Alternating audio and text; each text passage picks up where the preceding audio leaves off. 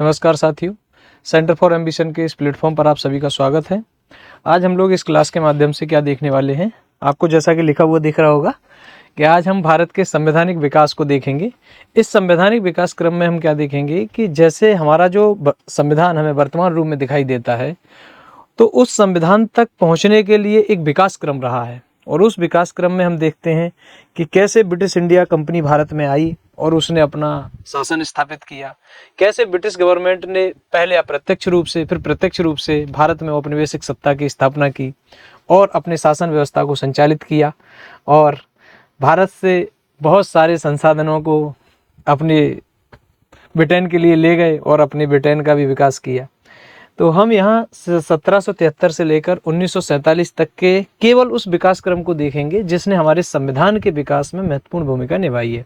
यूँ तो हम देखेंगे कि 1773 का एक्ट है, 1784 का पिट्स इंडिया एक्ट है, ये सारे एक्ट इतिहास की बातें भी इसके अंदर बताते हैं और भी जो विकास क्रम रहा है वो भी हमें इसके अंदर देखने को मिलेगा। लेकिन हमारे यहाँ पर मेन फोकस रहेगा कि संविधान के विकास में जो भी प्रोविजन ब्रिटिश इंडिया या ईस्ट इंडिया कंपनी के शासन के दौरान आए हैं वह हम कैसे देखते हैं और उनके विकास से हम कैसे संविधान की यात्रा कवर करे हैं, इस चीज को हम इस सेशन के अंदर देखेंगे।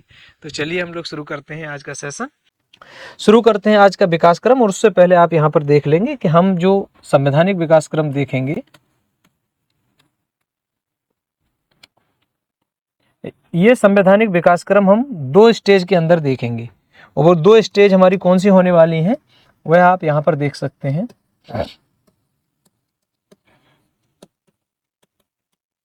संवैधानिक विकास। अब संवैधानिक विकास हमारे भारत का जो हुआ है इसको हम 2 फेजेस में देखेंगे। फेज 1 ईस्ट इंडिया कंपनी के शासन के दौरान 1773 से लेकर 1853 तक के जो एक्ट आए हैं, इनके माध्यम से भारतीय संविधान में कुछ ऐसे प्रोविजन आए जिनको यहाँ से एक क्रोनोलॉजिकली या मैं कह सकता हूँ ग्रेजुअली डेवलपमेंट के साथ हमारे संविधान के अंदर स्वीकार किया गया। यहाँ पर हम दूसरी तरफ देखेंगे ब्रिटिश गवर्नमेंट। इसके दौरान 1858 से लेकर 1947 तक जो विकास क्रम हुए हैं इनके बारे में हम देख लेंगे। तो सबसे पहले हम जहां देखेंगे वह देखेंगे 1773 का एक्ट। अब आप लोग ध्यान से सुनेंगे तो उसके बाद जब आप देखेंगे तो आपको ये चीज बड़ी आसानी से क्वेश्चन जब आप करेंगे तो बहुत आसानी से इस क्वेश्चन को आप कर पाएंगे।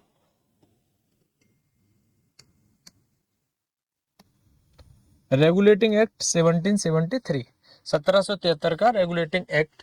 सबसे पहला यह जो ईस्ट इंडिया कंपनी का शासन चल रहा था उस दौरान ब्रिटिश गवर्नमेंट के द्वारा भारत में ईस्ट इंडिया कंपनी के शासन को रेगुलेट करने के लिए और उसको कंट्रोल करने के लिए सबसे पहली बार एक लिखित दस्तावेज के रूप में जिस एक्ट को पारित किया या जिस लिखित दस्तावेज को वहां पर प्रस्तुत किया उसे हम रेगुलेटिंग एक्ट 1773 के रूप में जानते हैं।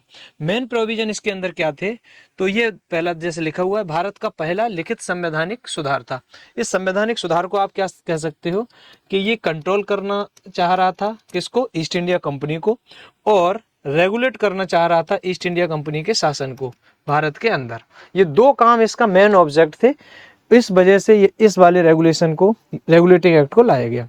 मेन प्रोविजन के अंदर एक प्रोविजन इसमें था कि बंगाल के गवर्नर को अब गवर्नर जनरल ऑफ बंगाल का नाम दिया गया। ये मोस्ट इंपोर्टेंट फैक्ट है, इसको आप याद रखेंगे। बंगाल का जो गवर्नर जनरल था, तो अब यहां पर आप क्या देख सकते हो, अगर आपसे आ जाए तो सेंट्रलाइज्ड सिस्टम की ओर हम सेंट्रलाइज्ड सिस्टम की ओर हम बढ़ते हुए दिखाई दे रहे हैं। क्योंकि अब बंगाल का जो गवर्नर था उसे क्या कहा जाएगा, बंगाल के गवर्नर को गवर्नर जनरल ऑफ बंगाल कहा जाने लगा। यह बात यहाँ से कह देने के बाद यह केवल एक घटना ना होकर इसकी वजह से जो बदलाव आया, उस बदलाव में आप क्या क्या देखेंगे कि जब बंगाल के गवर्नर को गवर्नर जनरल ऑफ बंगाल बनाया गया तो इसके माध्यम से एक बदलाव ये आया कि मद्रास एंड बॉम्बे के जो गवर्नर थे वे अब बंगाल के गवर्नर जनरल के अधीन कर दिए गए, या मैं यह कह सकता हूं कि मद्रास और बॉम्बे पर भी बंगाल के गवर्नर जनरल का नियंत्रण स्थापित कर दिया गया। और इसमें एक, जब गवर्नर जनरल के बारे में बात करी गई कि गवर्नर जनरल ऑफ बंगाल शब्द का यूज किया गया, तो इसमें सबसे पहले गवर्नर जनरल जो बने थे वो वॉरेन हेस्टिंग थे। तो ये नाम एक आप याद रखेंगे, यहाँ से आप ये समझ लेंगे कि आप यहाँ से वॉरेन हेस्टिंग का नाम याद रखेंगे। इसके अलावा यह जो गवर्नर जनरल बनाए गए थे, इनके गवर्नर जनरल अपना शासन जब संचालित करेंगे, यानी यह प्रशासन का मुखिया के रूप में काम कर रहा है, तो चार सदस्यीय एक परिषद इसकी सहायता के लिए भी गठित की गई। 4 सदस्यीय परिषद इसकी सहायता के लिए गठित की गई। जैसे कि भारत में आप देखते हैं कि राज्यपाल राज्यों का शासन संचालित करते हैं, यानी कॉन्स्टिट्यूशनल हेड स्टेट का गवर्नर होता है। तो गवर्नर की सहायता और सलाह के देने के लिए वहां पर मंत्रिपरिषद यानी मंत्रियों का समूह रहता है, जो उन्हें सहायता और सलाह प्रदान करता है। एक काम इसके अंदर क्या किया गया, 1773 के रेगुलेटिंग एक्ट की एक प्रोविजन को इम्प्लीमेंटेशन करते हुए 1774 में कलकत्ता में एक सुप्रीम कोर्ट की स्थापना की गई। ये लगा, सुप्रीम कोर्ट कहां पर स्थापित किया गया, कलकत्ता में इसकी स्थापना की जाती है। इसके बाद जब आप देखेंगे कि इस 1773 के रेगुलेटिंग एक्ट के अंदर कुछ कमियां रह गई, या मैं कह सकता हूं उसको अमेंड करने के लिए एक नया एक्ट लाया गया इसी संवैधानिक विकास क्रम के आगे, तो उसमें पिट्स इंडिया एक्ट 1784 को शामिल किया जाता है। यह मोस्ट इंपोर्टेंट या उस संवैधानिक विकास क्रम में एक महत्वपूर्ण विकास है, जिसमें पिट्स इंडिया एक्ट 1784 को लाया गया। प्यारे बच्चों, आप सभी से एक क्वेश्चन है यहाँ पर कि ये पिट्स इंडिया एक्ट को पिट्स ही क्यों कहा गया, इंडिया एक्ट भी कह सकते थे, जैसे रेगुलेटिंग एक्ट बोला गया वैसे इंडिया एक्ट बोल सकते थे। इसको पिट्स इंडिया एक्ट कहने का क्या तात्पर्य है, क्यों इसको पिट्स इंडिया एक्ट बोला गया, आप लोग इसको हमें कमेंट सेक्शन में बताएंगे, ताकि हमें आपके हाजिर होने का, या मैं कहूं कि आपके जीवित होने का प्रमाण मिल सके, कि आप इस डिस्कशन को केवल एक कथा के तौर पर ना सुनकर आप बिल्कुल अटेंशन मोड में सुन रहे हैं। तो आप इसका हमें कमेंट सेक्शन में आंसर करें। अदरवाइज इसका जो नेक्स्ट सेशन PYQ का होगा, उसमें हम आपको बाकायदा बताएंगे कि पिट्स इंडिया एक्ट को पिट्स शब्द क्यों यूज किया गया है। तो इसके अंदर हम देखते हैं इसमें क्या किया गया कि बोर्ड ऑफ कंट्रोल की स्थापना की जा रही है। बोर्ड ऑफ कंट्रोल की स्थापना की गई एक, और कंपनी पर ब्रिटिश सरकार का नियंत्रण बढ़ा। कैसे बढ़ा, इस चीज को हम अभी एक्सप्लेन कर रहे हैं। और द्वैध शासन की शुरुआत यहाँ से देखने को मिल रही है। द्वैध शासन की शुरुआत यहाँ कैसे मिलेगी कि ईस्ट इंडिया कंपनी क्या कर रही है, ईस्ट इंडिया कंपनी राजनीतिक, यानी ये कह सकता हूं कि गवर्नेंस के संचालन में ईस्ट इंडिया कंपनी प्रत्यक्ष और अप्रत्यक्ष रूप से इंटरफेरेंस करना शुरू कर दी है। सॉरी, ईस्ट इंडिया कंपनी, मैं ये कहना चाह रहा था यहाँ पर कि ईस्ट इंडिया कंपनी क्या कर रही है, एक मिनट यहाँ पे आप ध्यान से सुनेंगे। ईस्ट इंडिया कंपनी जो कॉमर्शियल एक्टिविटी हो रही है, कॉमर्शियल एक्टिविटी जितनी भी हो रही है उसको ईस्ट इंडिया कंपनी के माध्यम से संचालित किया जा रहा है।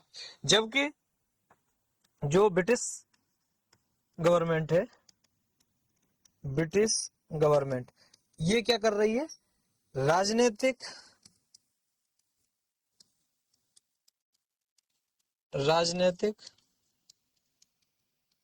शासन प्रणाली, राजनीतिक शासन प्रणाली के संचालन में गाइडलाइंस प्रोवाइड करने का काम ब्रिटिश कंपनी, ब्रिटिश जो गवर्नमेंट है, ब्रिटिश गवर्नमेंट कौन हो गई, जो ब्रिटेन की सरकार है, वह क्या कर रही है, यहाँ पर सरकार को, जो ईस्ट इंडिया कंपनी है यहाँ के शासन का संचालन कर रही थी, उसको दिशा निर्देशन करने का कार्य यहाँ पर कर रही है। जैसा कि, तो इस वजह से ये यहाँ पर ड्यूल कंट्रोल की शुरुआत देखने को मिलती है। ईस्ट इंडिया कंपनी अपना काम कर रही है और ब्रिटिश गवर्नमेंट एक तरीके से दूसरी ओर अपना काम कर रही है। अब ब्रिटिश ये बोर्ड ऑफ कंट्रोल की स्थापना यहाँ पर की गई है, कहाँ गया, कंपनी पर ब्रिटिश, ये बोर्ड ऑफ कंट्रोल की स्थापना करी गई है। इसका मूल काम ही यही था, राजनीतिक नियंत्रण स्थापित करना, राजनीतिक नियंत्रण स्थापित करना, राजनीतिक नियंत्रण स्थापना करने के लिए स्थापित करना, राजनीतिक नियंत्रण स्थापित करने का काम करेगा बोर्ड ऑफ कंट्रोल। यही बात हमने यहाँ पर आपको द्वैध शासन के दौरान बताई है।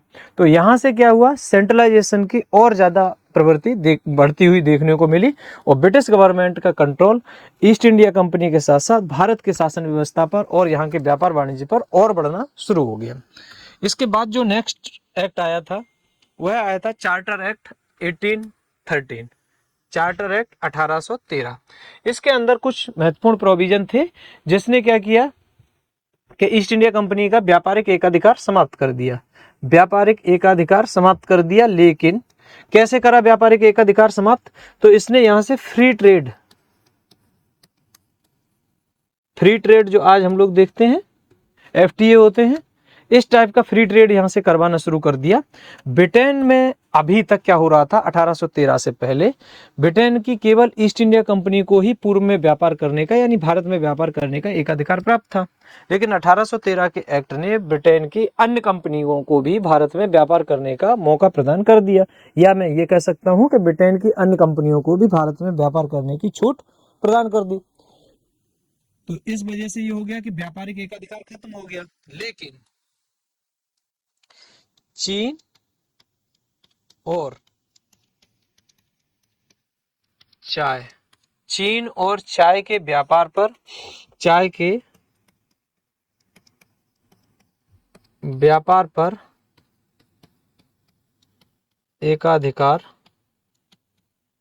एकाधिकार बना रहा।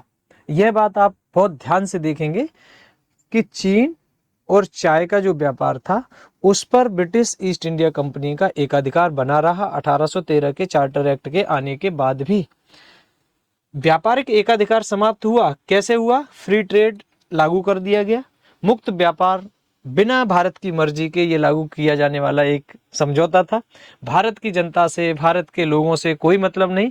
ईस्ट इंडिया कंपनी अपने आप और ब्रिटिश गवर्नमेंट अपने आप जो मन में आता था वह रूल हमारे ऊपर इम्पोज करने का प्रयास कर रहे थे और लागू भी कर रहे थे। उसी में ये है फ्री ट्रेड। तो व्यापारिक एकाधिकार समाप्त कर दिया, ये बात हमने आपको बता दी। और दूसरा ये पॉइंट आप याद रखेंगे इसके अंदर कि ये चीन और चाय के साथ जो व्यापारिक एकाधिकार था यह अभी ईस्ट इंडिया कंपनी के पास बना हुआ था। दूसरा उन्होंने क्या किया कि ईसाई मिशनरियों को भारत में आने की अनुमति दे दी। यहां से क्या हो जाता है कि धर्म के मामले में हस्तक्षेप की प्रवृत्ति हमको बढ़ती हुई देखने को मिलती है। ग्रेजुअली इस चीज का डेवलपमेंट होता है। अच्छा, एक चीज इसके अंदर और आप देखेंगे, यहाँ पर देख लीजिए 1813 का जो ये एक्ट था 1813 का, इसके अंदर पहली बार शिक्षा के विकास के लिए शिक्षा के विकास हेतु प्रयास भी शुरू हुए। शिक्षा के विकास हेतु प्रयास शुरू हुए और इसके अंदर 1,00,000 रुपए का प्रोविजन किया गया। 1,00,000 रुपए पर ईयर का प्रोविजन किया गया। ये वाली जो व्यवस्था आप देखेंगे ये 1813 के चार्टर एक्ट में ही देखने को मिलती है। यह बात यहाँ पर लिखी नहीं थी, इसलिए हमने यहाँ पर आपको लिख के बताई है। इसके बाद आपके पास आता है चार्टर एक्ट 1833, 1833 का चार्टर एक्ट आता है। अच्छा, आप ये देख पा रहे होंगे ये 1813 का जो चार्टर एक्ट था इसने कंपनी को 20 साल के लिए भारत में व्यापार करने की छूट प्रदान की थी। ये पिछले वाले से देखो आप, 1784 का एक्ट आया। इसके बाद जब इसका आगे अपग्रेडेड वर्जन आया तो वो 1813 का एक्ट आया। इस 1813 के एक्ट के अंदर कंपनी को भारत में 20 साल तक व्यापार करने की छूट मिली, लेकिन उस छूट में कई शर्तें शामिल कर दी गई। उन शर्तों में आप देख सकते हो कि यह एकाधिकार समाप्त कर दिया गया। ये चीन और चाय के ऊपर ही केवल व्यापार करने का एक अधिकार बचा रह गया।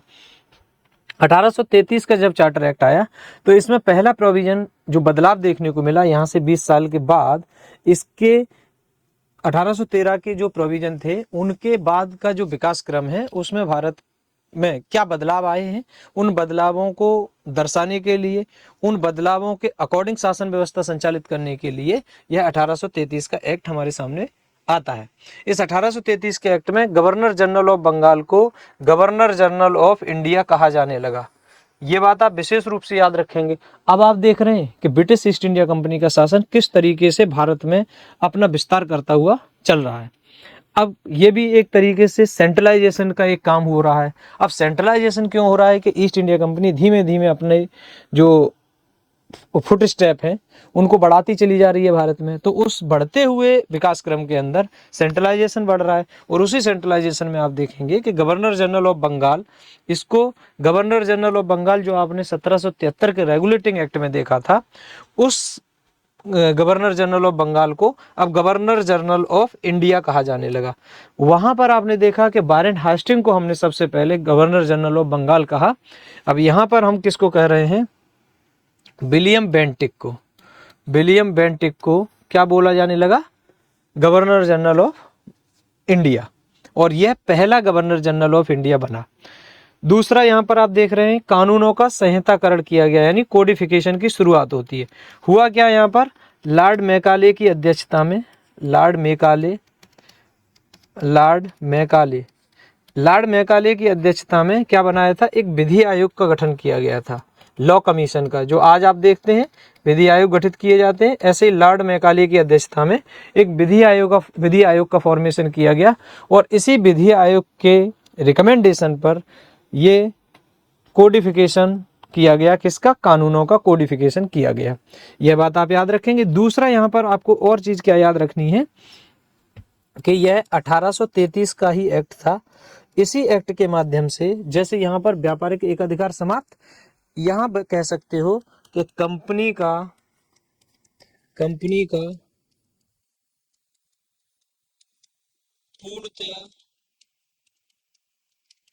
पूर्णतः व्यापारिक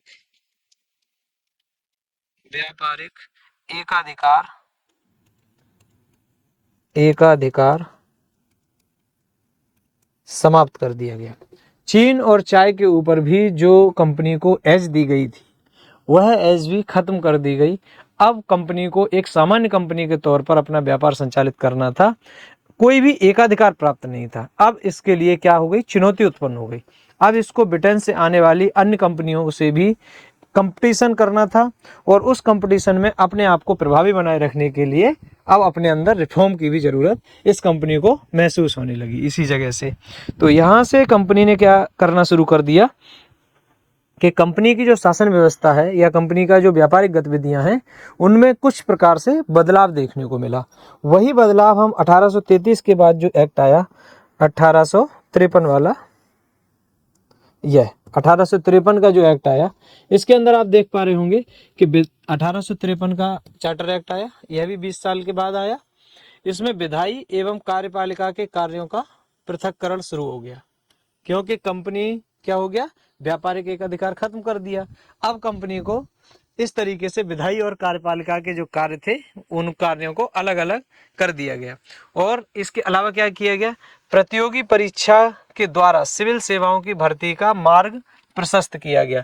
यहाँ पर एक प्रोविजन किया गया कि भारत में जो सिविल सेवाओं की परीक्षा होंगी और सिविल सेवाओं की जो भर्ती की जाएंगी, उस भर्ती में आप क्या करेंगे? प्रतियोगी परीक्षाओं का आयोजन करेंगे, ना कि आप अपनी मर्जी से जिसको मर्जी उसको भर्ती करेंगे। ऐसा काम आप अब नहीं कर सकते हैं। अब आप क्या करेंगे? प्रतियोगी परीक्षाओं का आयोजन करेंगे। दूसरी बात यहाँ पर 1853 के एक्ट में क्या की गई कि कंपनी को कोई निश्चित समय अवधि तो नहीं दी गई कि आप अगले 20 वर्षों तक भारत में अपना व्यापार संचालित कर सकते हैं। ऐसा बोला गया कि अब यह साम्राज्य और साम्राज्य की या ब्रिटिश गवर्नमेंट की या पार्लियामेंट की इच्छा पर निर्भर है कि आप भारत में कब तक शासन करेंगे। यह बात आप इस 1853 के चार्टर एक्ट के माध्यम से देख सकते हैं। यह एक बड़ा बदलाव था इसमें। और इसके अलावा क्या किया गया कि गवर्नर जनरल की जो काउंसिल पहले से काम कर रही थी, उसमें 6 नए सदस्य भी जोड़ दिए गए। गवर्नर जनरल की जो काउंसिल पहले से काम कर रही थी, इसमें 6 नए सदस्यों को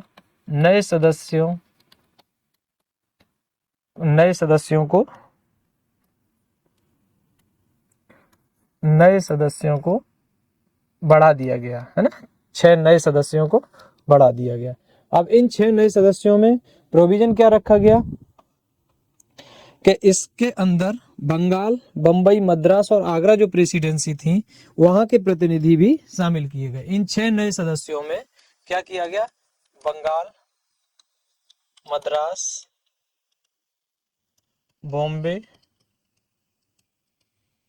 एंड आगरा, यहाँ इन प्रेसिडेंसीज के सदस्यों को शामिल किया गया। तो इस तरीके से आप देखते हैं कि भारत के जो का प्रतिनिधित्व है गवर्नर जनरल की काउंसिल में, वह थोड़ा सा बढ़ाने का प्रयास यहाँ पर किया जा रहा है। उसके अलावा आप देखेंगे इसमें एक योग्यता वाला वो जो पॉइंट था वह हो ही गया। तो इसके बाद आप देखेंगे ये 1853 का जो एक्ट आया, यह कंपनी का, या मैं कहूँ कि कंपनी के शासन का अंतिम संवैधानिक विकास था। क्योंकि इसके बाद में क्या होता है, 1857 का विद्रोह हो जाता है। 1857 की क्रांति के बाद भारत के शासन व्यवस्था में बहुत बड़ा बदलाव देखने को मिलता है, जहां 1853 यानी 1753 से लेकर 1773 से लेकर 1853 तक कंपनी जहां सरकार ब्रिटिश सरकार के अधीन रहकर भारत के शासन व्यवस्था का संचालन कर रही होती है। लेकिन जैसे ही आप यहाँ पर 1858 का एक्ट आता है, तो यह आया क्यों, इसके पीछे का बैकग्राउंड यह है कि 1857 की जो महाविस्फोट था, या मैं कह सकता हूँ जो बहुत बड़ी क्रांति थी 1857 की, उस क्रांति ने भारत से ब्रिटिश शासन को प्रत्यक्ष रूप से भारत में ब्रिटिश शासन संचालित करने के लिए प्रेरित किया। क्योंकि कंपनी के प्रति विश्वसनीयता लगातार गिरती जा रही थी और भारतीय कंपनी के शासन से नाखुश नजर आ रहे थे। इस वजह से ब्रिटिश शासन ने क्या किया, कंपनी को हटाकर प्रत्यक्ष रूप से भारत का शासन अपने हाथ में लेने का प्रयास यहाँ से किया है। और उसी प्रयास का ही प्रतिफल था कि 1858 का गवर्नमेंट ऑफ इंडिया एक्ट, जिसमें क्या किया गया कि जो 1833 के एक्ट में बंगाल के गवर्नर जनरल को भारत का गवर्नर जनरल बोला गया, उसके स्थान पर अब भारत के गवर्नर जनरल को वायसराय का पदनाम दे दिया गया और वायसराय के रूप में लॉर्ड कैनिंग पहले व्यक्ति बनकर तैयार होते हैं। यह बात आपको यहाँ से देखने को मिलेगी। यहाँ से देखो ये लिखा हुआ है, ईस्ट इंडिया कंपनी का शासन क्या हो गया, समाप्त हो गया। समाप्त हो गया, भारत सीधे ब्रिटिश क्राउन के अधीन आया। अब भारत का शासन कहाँ से संचालित होगा, सीधे ब्रिटिश क्राउन के अधीन भारत का शासन संचालित होगा। और इसी शासन संचालन के दौरान और क्या डेवलपमेंट आता है कि भारत का शासन संचालित करने के लिए secretary of state of India, यह एक नया पद सृजित किया गया, एक नए पद का फॉर्मेशन किया गया। राज्य सचिव इसको बोलते हैं, भारत सचिव, भारत ऐसे बोल सकते हैं, भारत का राज्य सचिव, राज्य सचिव या भारत सचिव भी इसको बोल सकते हैं। ये इस पद का ये नया पद फॉर्म किया गया। अब यह कौन था, यह ब्रिटेन से संचालित किए जाने वाला एक पदाधिकारी था। इसकी सहायता के लिए एक 15 सदस्यीय परिषद का गठन भी किया गया। 15 सदस्यीय सलाहकार परिषद का गठन, सलाहकार परिषद, इसका गठन किया गया। किस एक्ट के माध्यम से, गवर्नमेंट ऑफ इंडिया एक्ट 1858 के माध्यम से। और इसके अंदर आप क्या देखेंगे, सत्ता का ट्रांसफर हो जाता है, लॉर्ड कैनिंग को भारत का वायसराय बना दिया जाता है और राज्य सचिव का पद जो आप देख ही रहे हैं, भारत का राज्य सचिव, इस पद का फॉर्मेशन हो जाता है। और इस पद की सहायता के लिए एक 15 सदस्यीय सलाहकार निकाय का गठन किया जाता है। ये 2-3 फैक्ट आप इसके अंदर विशेष रूप से याद रखेंगे। तो और इसके साथ अब 1858 के बाद का जो हम डेवलपमेंट है उसे देखेंगे।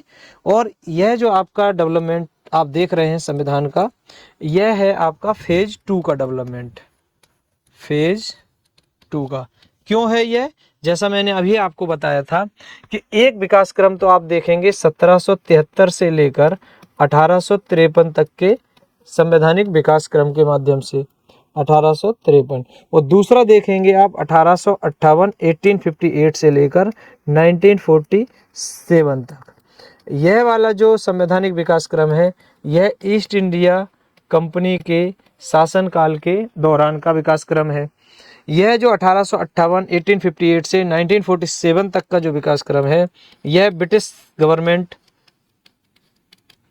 गवर्नमेंट के अधीन शासन संचालित होते समय का भारत में विकास क्रम है। और उसका पहला जो एक्ट था वह था गवर्नमेंट ऑफ इंडिया एक्ट 1858, जिसके माध्यम से ये दो तीन बड़े बड़े बदलाव थे। पहला बदलाव आपने देखा कि पावर का ट्रांसफर हो जाता है, सत्ता का ट्रांसफर हो गया, और वो किस रूप में हुआ कि ईस्ट इंडिया कंपनी का शासन समाप्त, उस ब्रिटिश साम्राज्य का शासन यहाँ पर प्रत्यक्ष रूप से विस्तृत कर दिया जाता है। दूसरा आप यहाँ पर देखेंगे कि ये सेक्रेटरी ऑफ स्टेट का पद का फॉर्मेशन होता है, और इसके लिए एक 15 सदस्यीय सलाहकार परिषद का भी गठन कर दिया जाता है। ये तीन बड़े बदलाव आप इस एक्ट के माध्यम से देख सकते हैं। उसके बाद जब हम आगे बढ़ते हैं तो एक एक्ट आता था इंडियन काउंसिल एक्ट 1861। अब 1861 के काउंसिल एक्ट के अंदर क्या बदलाव लाए गए? इन बदलावों में क्या था कि जो 1858 में एक ये एक्ट आया, इस एक्ट के साथ ही साम्राज्ञी जो उस समय वहां ब्रिटेन की महारानी थी, उनका एक घोषणा पत्र भी आया था, और उस घोषणा पत्र के कुछ प्रोविजन जो थे उनको इम्प्लीमेंटेशन में लाने के लिए इस 1861 के एक्ट को भारत में लागू किया गया था। तो क्या किया, विधायी परिषद में भारतीयों का नामांकन द्वारा भागीदारी की शुरुआत हो गई। यहाँ आप कह सकते हैं इनडायरेक्ट इलेक्शन की शुरुआत। इनडायरेक्ट इलेक्शन की शुरुआत कैसे इनडायरेक्ट इलेक्शन हुआ? भारतीयों को अप्रत्यक्ष रूप से गवर्नर की वायसराय की विधायी परिषद के अंदर सदस्य बनाने का काम 1861 के एक्ट के माध्यम से किया जाने लगा। उसके अलावा और आप क्या देखते हो इसमें कि पोर्टफोलियो सिस्टम को मान्यता दी गई। अब पोर्टफोलियो सिस्टम क्या होता है? जैसा हम अभी वर्तमान में देखते हैं कि कोई कृषि मंत्री है तो कहाँ का पोर्टफोलियो लिए हुए है? एग्रीकल्चर का। कोई विदेश मंत्री है तो पोर्टफोलियो कहाँ का है? External affair minister. कोई वित्त मंत्री है तो पोर्टफोलियो क्या है उसके पास? फाइनेंस। कोई हेल्थ मिनिस्टर है तो उसके पास जो पोर्टफोलियो है वो स्वास्थ्य मंत्रालय का है। उसी प्रकार से 1861 के एक्ट में पहली बार पोर्टफोलियो सिस्टम का विकास हमें देखने को मिलता है। इसलिए इस एक्ट को पोर्टफोलियो सिस्टम डेवलप करने वाला एक्ट माना जाता है। यह बात आप विशेष रूप से याद रखेंगे। और क्या किया गया इसमें? जो मद्रास और बंबई के प्रांत थे उनकी विधायी शक्तियां इस एक्ट के माध्यम से ही बहाल की गई। ये एक पॉइंट इसके अंदर और देख लो यहाँ पर कि मद्रास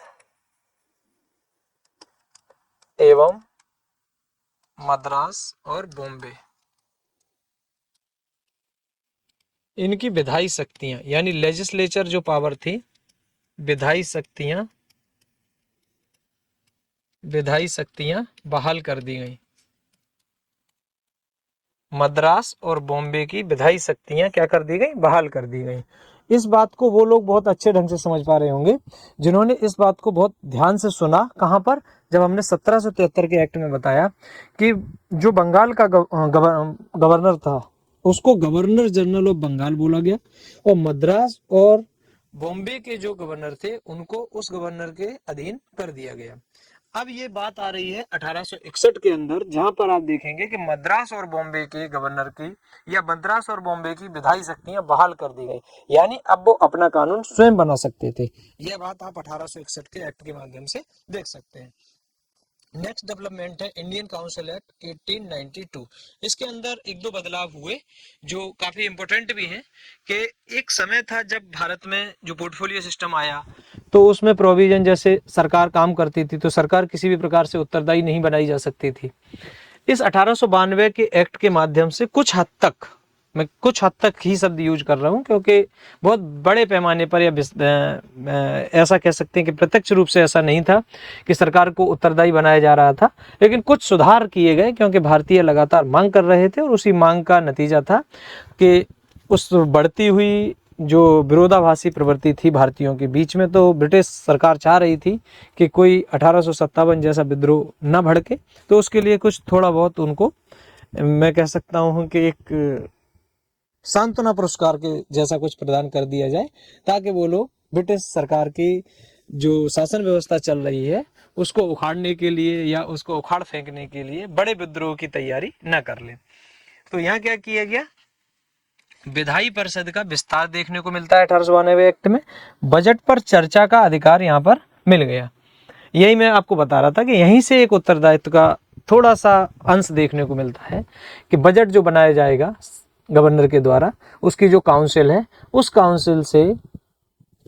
काउंसिल में विधायी सदस्य उससे सवाल पूछ सकते हैं, बजट पर सवाल कर सकते हैं। तो यह जो डेवलपमेंट था, यह आपको उत्तरदायित्व की कह सकता हूं दर्शन कराने का काम कर रहा था। और विधान परिषद में अब और क्या कर सकते थे, प्रश्न तो पूछने का हो ही गया, चर्चा कर सकते थे, किसके ऊपर, बजट के ऊपर चर्चा हो सकती थी। और इसके अंदर क्या किया गया, एक पॉइंट और, पहली बार अप्रत्यक्ष इनडायरेक्ट इलेक्शन सिस्टम, अप्रत्यक्ष चुनाव प्रणाली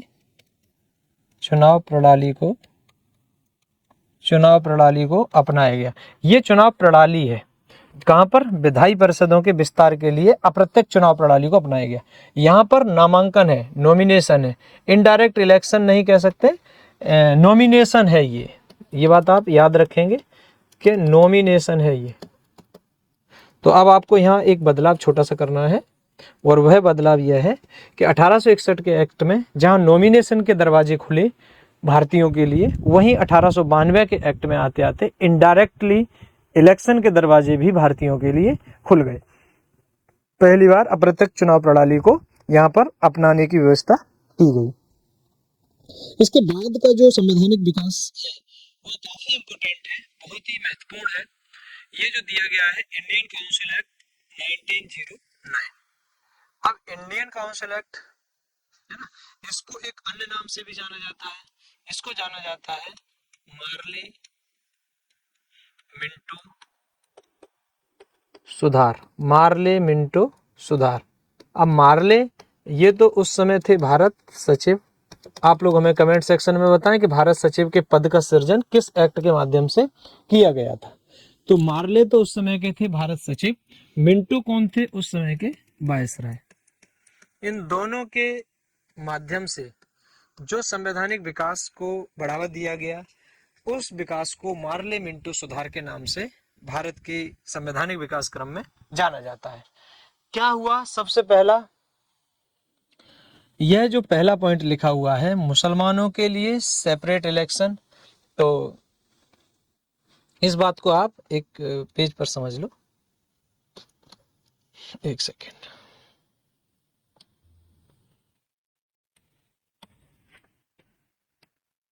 उन्नीस सौ 9 का जो एक्ट है, इसमें क्या किया गया, सांप्रदायिक निर्वाचन प्रणाली को सांप्रदायिक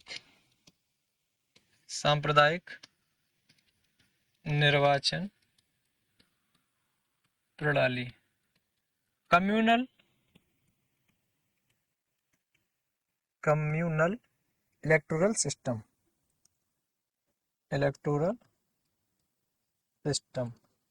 इसके अंदर क्या किया गया, 1909 के एक्ट में क्या किया गया कि मुस्लिम के लिए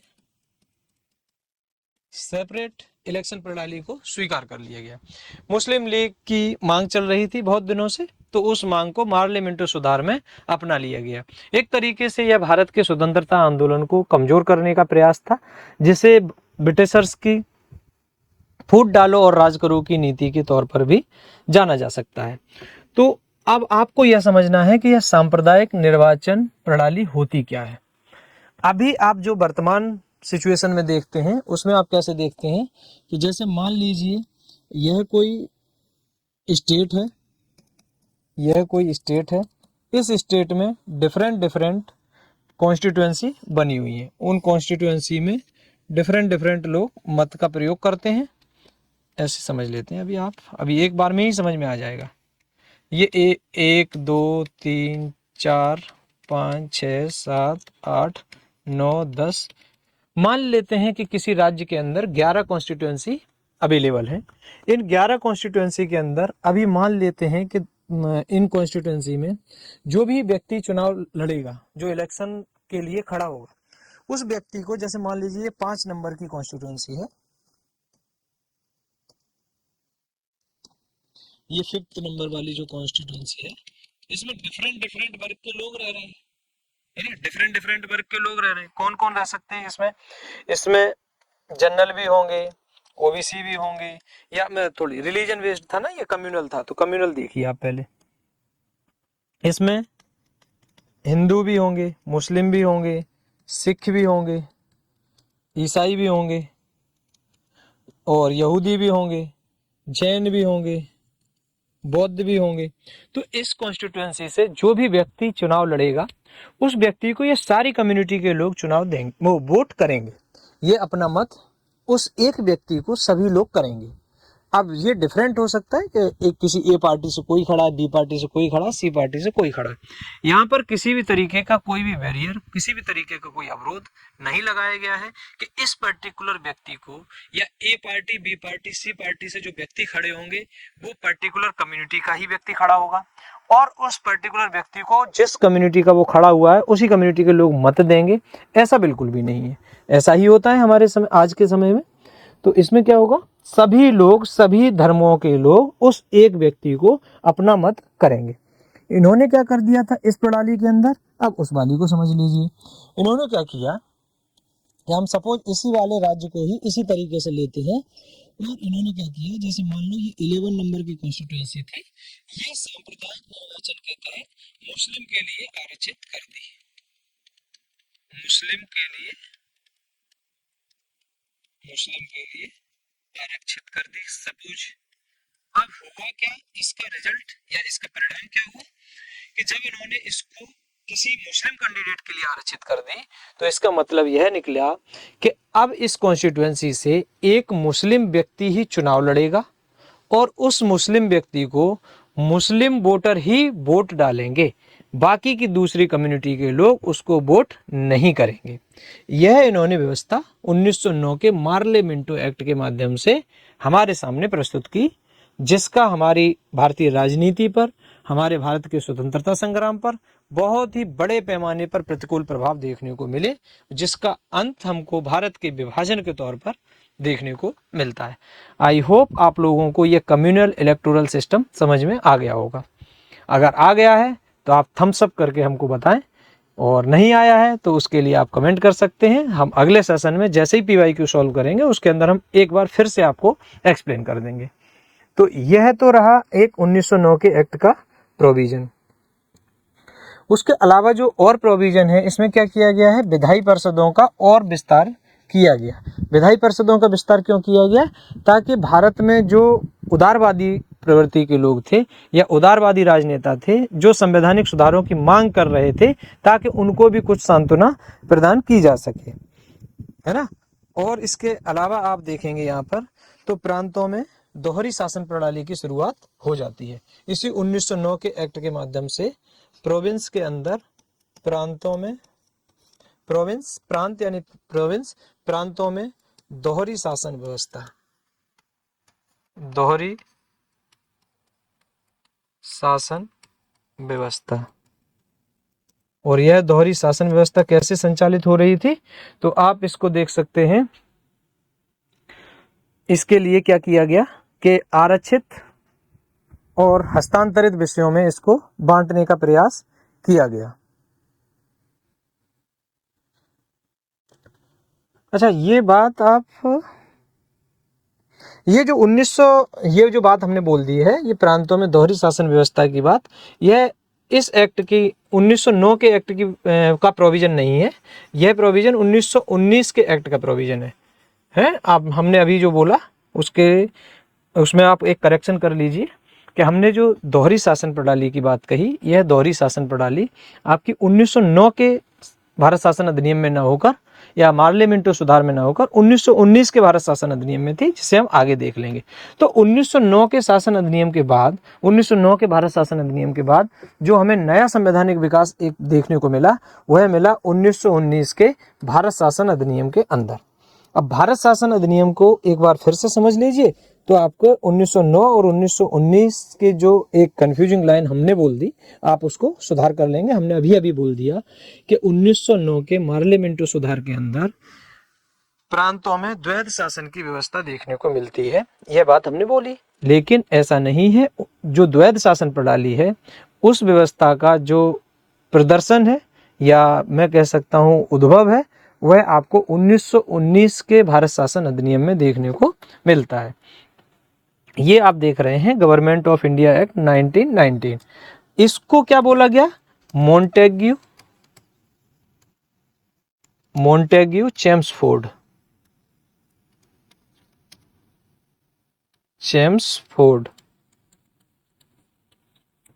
मोंटेग्यू चेम्सफोर्ड रिफॉर्म। मोंटेग्यू कौन थे? जैसे मार्लो थे वैसे ही भारत सचिव थे मोंटेग्यू। चेम्सफोर्ड कौन थे?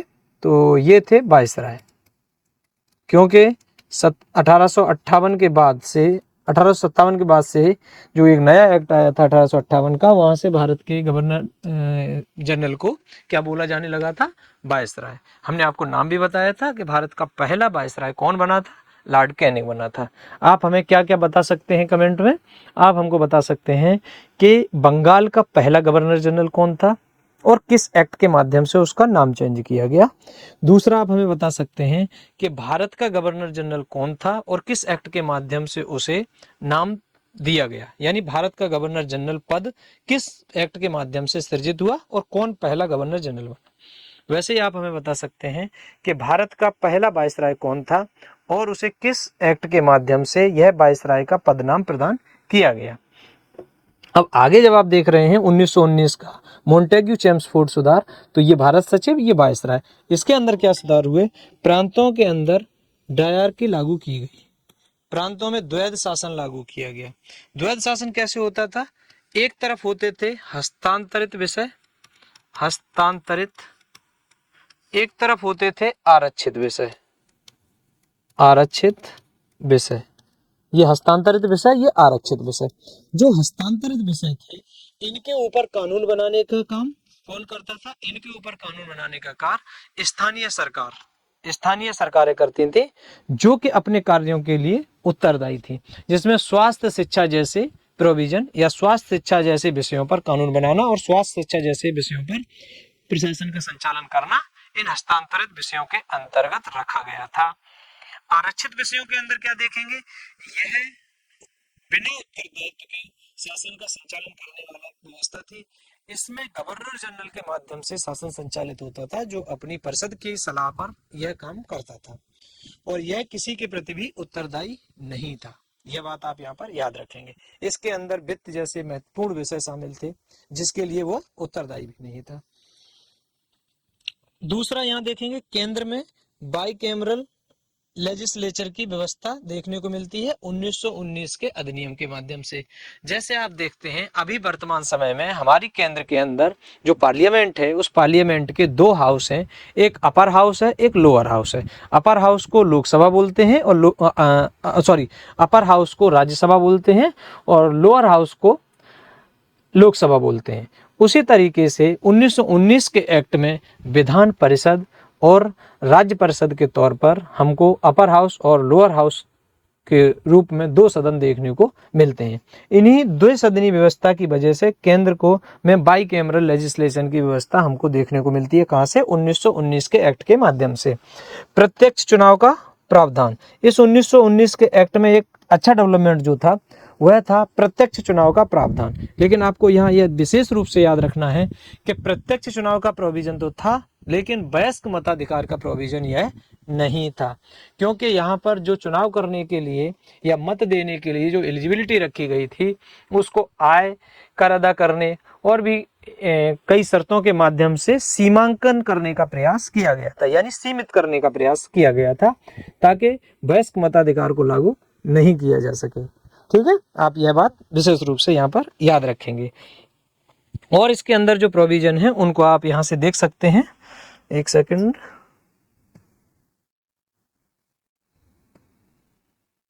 इसी 1919 के एक्ट में और क्या प्रोविजन देखोगे आप?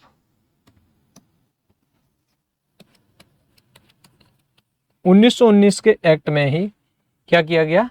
एक लोक सेवा आयोग के गठन का, एक लोक सेवा आयोग, पब्लिक सर्विस कमीशन के गठन का प्रोविजन इसी एक्ट के माध्यम से किया गया। ठीक है। दूसरा आप यहां पर देखेंगे इनके माध्यम से एक और काम क्या किया गया कि सांप्रदायिक प्रतिनिधित्व, सांप्रदायिक प्रतिनिधित्व, वो जो हमने बताया था कम्युनल इलेक्टोरल सिस्टम, इसको और क्या किया इन्होंने, विस्तार दे दिया। विस्तार के रूप में जैसे 1909 के पार्लियामेंटों के अंदर मुस्लिम लोगों को सांप्रदायिक निर्वाचन की स्वीकार्यता प्रदान की गई थी, इस 1919 में एंग्लो इंडियन, यूरोपियन और सिख लोगों को भी सांप्रदायिक प्रतिनिधित्व की प्रणाली के अंतर्गत स्वीकार्यता प्रदान कर दी गई। यह एक तरीके से और भी भारतीय व्यवस्था को या भारत के स्वतंत्रता संग्राम को तोड़ने के लिए किया गया एक और प्रयास था। इसके अलावा आप देखेंगे लोक सेवा आयोग का प्रोविजन हो ही गया। हाँ, ये दो प्रोविजन आप इसके अंदर और याद रख सकते हैं। अब आप इसके बाद नेक्स्ट कॉन्स्टिट्यूशनल डेवलपमेंट देखेंगे, जिसमें आपको मिलेगा 1919 के बाद जो एक्ट आया वह आया government of India act 1933। British शासन के दौरान जो संवैधानिक विकास हुआ उसमें सबसे महत्वपूर्ण और सबसे लंबा, और मैं ये कहूं कि यह अंतिम संवैधानिक विकास का उपाय था, क्योंकि इसके बाद जो संवैधानिक विकास हम बोलते हैं 1947 के एक्ट को, एक्चुअल में वो संवैधानिक विकास न होकर वो तो सत्ता परिवर्तन की प्रक्रिया थी, और सत्ता परिवर्तन के लिए जो प्रोविजन रखे गए थे उन प्रोविजंस को संकलित करने का एक प्रयास था। लेकिन इस एक्ट में ही अब तक का जितना भी ब्रिटिश इंडिया के दौरान, ईस्ट इंडिया कंपनी के दौरान जो भी संवैधानिक विकास हुआ, सबसे लंबा प्रोविजन इस एक्ट के अंदर ही देखने को मिलता है। और हमारे भारत का जो शासन व्यवस्था है और जो प्रशासनिक ढांचा हमने अपनाया है, उसमें सबसे ज़्यादा प्रभाव हमको भारत शासन अधिनियम 1935 के अंदर किए गए उपायों का ही देखने को मिलता है। पहला, प्रोविंशियल ऑटोनॉमी, क्या की, प्रांतीय स्वायत्तता प्रदान की गई। प्रांतीय स्वायत्तता, कैसे प्रांतीय स्वायत्तता दी गई, ऑटोनॉमी कैसे दी गई, ये जो द्वैध शासन की व्यवस्था की गई थी, द्वैध शासन, जैसा हमने आपको पिछले स्लाइड पर बताया, द्वैध शासन कौन से, हस्तांतरित, ट्रांसफर्ड और आरक्षित, यानी रिजर्व्ड, आरक्षित। कुछ सब्जेक्ट रिजर्व किसके लिए, गवर्नर के लिए कर दिए गए। उन पर कानून और व्यवस्था संचालन या नियम बनाने का काम केवल कौन कर सकता था, गवर्नर कर सकता था, जो उत्तरदायी नहीं था। हस्तांतरित विषयों पर कानून और नियम बनाने की शक्ति स्थानीय सरकार को थी, जो कि विधायिका के प्रति उत्तरदायी बनाई गई थी। तो इस प्रांतीय स्वायत्तता में क्या किया गया कि द्वैध शासन को समाप्त कर दिया गया। दूसरा, फेडरल स्कीम। फेडरल स्कीम कैसे आई कि विषयों का बंटवारा 3 हिस्सों में किया गया। विषयों का बंटवारा 3 भागों में किया गया, जैसा कि आप भारतीय संविधान की 7वीं अनुसूची के अंदर देखते हैं, आर्टिकल 246 में देखते हैं कि संघ सूची, राज्य सूची और समवर्ती सूची। इन 3 सूचियों में क्या किया गया, विषयों को बांटा गया। इन विषयों को इस ढंग से बांटने का रिजल्ट क्या हुआ कि हमने फेडरल सिस्टम की तरफ बढ़ने के लिए काम शुरू कर दिया। इसके अलावा आप देखेंगे ये संघ, प्रांत एवं समवर्ती सूचियां, ये बात यहाँ पर लिखी हुई है। आरबीआई का स्थापना का आधार प्रदान किया है। आरबीआई की स्थापना भी 1935 में ही की गई थी। फेडरल कोर्ट की स्थापना की गई कब, 1937 के अंदर, इसी के प्रोविजन के माध्यम से। वर्तमान संविधान का ये मैंने आपको पहले ही बोला। इसके और प्रोविजन जो थे, एक अखिल भारतीय संघ के गठन का प्रोविजन, अखिल भारतीय संघ के गठन का प्रावधान इस एक्ट के माध्यम से किया गया, और इसमें ब्रिटिश भारत और देशी रियासतें, इनको मिलकर एक अखिल भारतीय संघ का गठन करना था। हालांकि यह प्रोविजन लागू नहीं हो सका, लेकिन इस टाइप का प्रोविजन इसके अंदर रखा गया था। और इसमें आप देखेंगे यह जो द्वैध शासन की हमने बताया यहाँ पर, तो यह प्रांतों से तो समाप्त हो गया, लेकिन केंद्र में केंद्र में यही द्वैध शासन की व्यवस्था, द्वैध शासन लागू हो गया। द्वैध शासन, यह आप बिल्कुल स्पष्ट रूप से लिख लेंगे कि केंद्र में द्वैध शासन की व्यवस्था को लागू कर दिया गया। क्या मेरी बात आप समझ पाए कि 1919 के अधिनियम के अंदर राज्यों में द्वैध शासन व्यवस्था को लागू किया गया था और केंद्र के अंदर द्विसदनीय व्यवस्था को लागू किया गया था 1919 के अधिनियम में, बाइकैमरल सिस्टम जिसको हम बोल रहे हैं। 1935 के अधिनियम आते आते क्या बदलाव हमको देखने को मिलता है, प्रांतों को स्वायत्तता प्रदान कर दी गई, प्रोविंशियल ऑटोनॉमी प्रदान करी गई। कैसे करी गई, तो उनके द्वैध शासन को समाप्त कर दिया गया। लेकिन उसके साथ ही एक जो बदलाव आया वो क्या आया कि केंद्र के स्तर पर यानी केंद्रीय स्तर पर द्वैध शासन प्रणाली को लागू कर दिया गया।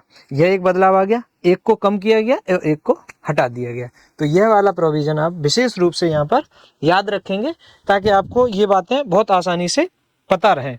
इसके अलावा क्या किया गया, यहाँ पर जो 11 प्रांत थे तत्कालीन समय में, 11 प्रांतों में से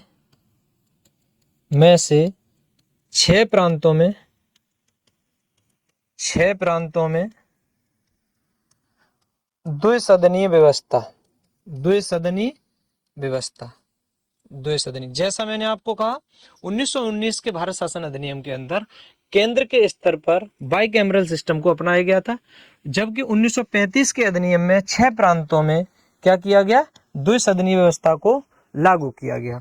कहाँ कहाँ की गई, बंगाल था, बिहार था, बंबई था, बंगाल, बिहार, बंबई और उसके अलावा संयुक्त प्रांत मद्रास और असम।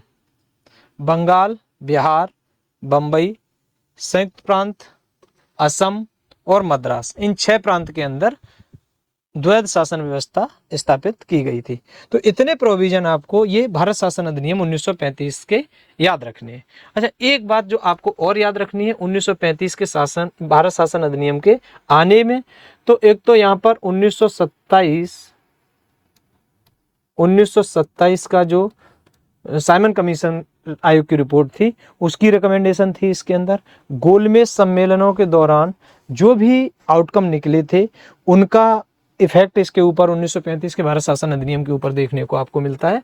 तो उन सब के मिले जुले प्रयासों का प्रभाव था कि 1935 का अधिनियम अत्यंत व्यापक हो गया और उस व्यापकता के कारण ही हम देखते हैं कि हमारे संविधान को सबसे ज्यादा प्रभावित करने वाला अगर कोई एक्ट रहा है तो वह हमको भारत शासन अधिनियम 1935 के रूप में देखने को मिलता है। जितने भी प्रोविजन इसके अंदर लिखे गए हैं आप इनको देख लीजिए। आप अगर इस क्लास को किए रहेंगे तो जो PYQ का सेशन इस पर बेस्ड रहेगा वह आप बड़ी आसानी से कर लेंगे और आपको पूरा का पूरा बहुत अच्छे से समझ में आ जाएगा। नेक्स्ट है आपका लास्ट है ये इंडियन इंडिपेंडेंस एक्ट 1947। जैसा मैंने कहा आपसे कि एक्चुअल में जो 1947 का भारत शासन अधिनियम था यह कोई संवैधानिक विकास क्रम न होकर यह हमारे भारत में सत्ता परिवर्तन का एक प्रयास था। और सत्ता परिवर्तन कैसे होगा, क्या होगा, ये सारे प्रोविजन इसके अंदर देखने को मिलेंगे। तो भारत और पाकिस्तान के रूप में 2 स्वतंत्र डोमिनियन राज्य बन जाते हैं। डोमिनियन राज्य क्यों बनते हैं, क्योंकि इसके अंदर आप देखेंगे कि जो सत्ता परिवर्तन हुई थी उसमें वायसराय के माध्यम से या वायसराय को राज्य का प्रमुख बनाया गया था। यद्यपि बाद में हमने 1947 के अधिनियम को खत्म करके निरस्त करके अपने यहाँ पर गणतंत्रात्मक व्यवस्था अपनाई जिसमें राष्ट्रपति को किसी के द्वारा नॉमिनेट न होकर जनता के द्वारा, या मैं कहूँ कि उसको किसी तरीके से ऐसा नहीं कह सकते हैं कि वो वंशानुगत रूप से आपका चुना हुआ होता है। एक्चुअल में वो अप्रत्यक्ष रूप से जनता के माध्यम से चुना हुआ व्यक्ति ही होता है और उसी को हमारे यहाँ पर राष्ट्र प्रमुख या संवैधानिक प्रमुख के रूप में मान्यता प्रदान की गई है। तो जब स्वतंत्र हुआ भारत तो डोमिनियन स्टेटस के साथ स्वतंत्र हुआ था, यह बात आप विशेष रूप से याद रखेंगे। ब्रिटिश संसद का नियंत्रण क्या हो गया, समाप्त हो गया। ब्रिटिश संसद का नियंत्रण कैसे समाप्त हो गया, इस 1947 के एक्ट में ही यह प्रोविजन कर दिया गया था कि 1947 के एक्ट के अलावा या 1947 के एक्ट सहित जो भी भारत में अब तक ब्रिटिश गवर्नमेंट के द्वारा संचालित कानून रहे हैं उनको ये डोमिनियन स्टेट्स यानी भारत और पाकिस्तान अपने अकॉर्डिंग बदल सकते हैं या पूर्णतः समाप्त कर सकते हैं। यह बात इसमें लिखी हुई थी। संविधान सभा को पूर्ण विधायी शक्ति प्राप्त हुई। इस 1947 के एक्ट के माध्यम से जो संविधान सभा थी उस संविधान सभा को विधायी शक्ति प्राप्त हो गई। विधायी शक्ति प्राप्त होने का मतलब है कि वह कानून बनाने की भी शक्ति प्राप्त कर सके। कानून बनाने की शक्ति भी प्राप्त कर सकी। तो यह बात आप यहाँ से देख सकते हो। इस प्रकार से आप देखेंगे कि 1947 का एक्ट सही मायने में सत्ता को हस्तांतरित करने का एक तरीका था। इस इतने लंबे संघर्ष के बाद हमने 15 अगस्त 1947 को ब्रिटिश अधीनता की या ब्रिटिश औपनिवेशिक शासन की बेड़ियों को तोड़ा और अपनी स्वतंत्रता का परचम लहराया। और उस परचम को लहराते हुए हमने एक महान संविधान का निर्माण किया। और जो महान संविधान हमको न केवल तत्कालीन समय में बल्कि आज भी उसी तरीके से अपनी जो प्रासंगिकता है उसको बनाए हुए है और देश के अंदर सामाजिक, आर्थिक, राजनीतिक विकास को बढ़ावा देने में महत्वपूर्ण भूमिका निभा रहा है। और उसके साथ साथ सरकारों को उत्तरदायी बनाने के लिए, लोग नागरिकों को उनके अधिकारों को दिलाने के लिए, और जो एग्जीक्यूटिव है, सरकारें हैं, उनको दिशा निर्देशन करने का कार्य संविधान हमारा वर्तमान समय तक बखूबी निभाता हुआ चला आ रहा है। अब हम आगे जब अपना सेशन करेंगे, उस सेशन के अंदर इस 1773 के एक्ट से लेकर 1947 के एक्ट तक जो भी प्रोविजन है या जो भी विकास क्रम है, उसके ऊपर जितने भी पीवाईक्यू अभी तक आए हुए हैं, हम सारे पीवाईक्यू को एक ही बार में कवर करने का प्रयास करेंगे। तो आप लोगों ने यह सेशन ध्यानपूर्वक सुना, इसके लिए आपका बहुत बहुत धन्यवाद। और जिन लोगों को यह सेशन पसंद आ रहा है वो लोग हमें कमेंट के माध्यम से अपनी प्रतिक्रिया जरूर बताएं और इसमें क्या सुधार किया जा सकता है उस सुधार के लिए भी आप बता सकते हैं, ताकि हम ये देख सकें कि आप लोग इसका किस ढंग से, या मैं कहूँ कि कितने अलर्टनेस के साथ आप इस सेशन को सुन रहे हैं और कितना आप अलर्ट होके सुन रहे हैं और इसको कितना ग्रैस्प कर रहे हैं, कितना आप चीज़ यहाँ से सीख रहे हैं। जो सीखेंगे वही चीज़ आप कमेंट में बता पाएंगे। हमने 2-3 आज क्वेश्चन भी पूछे, उन क्वेश्चंस का भी जवाब दें। और आप लोगों ने इस सेशन को ध्यानपूर्वक सुना, इसके लिए आपका बहुत बहुत धन्यवाद। आपका दिन शुभ हो।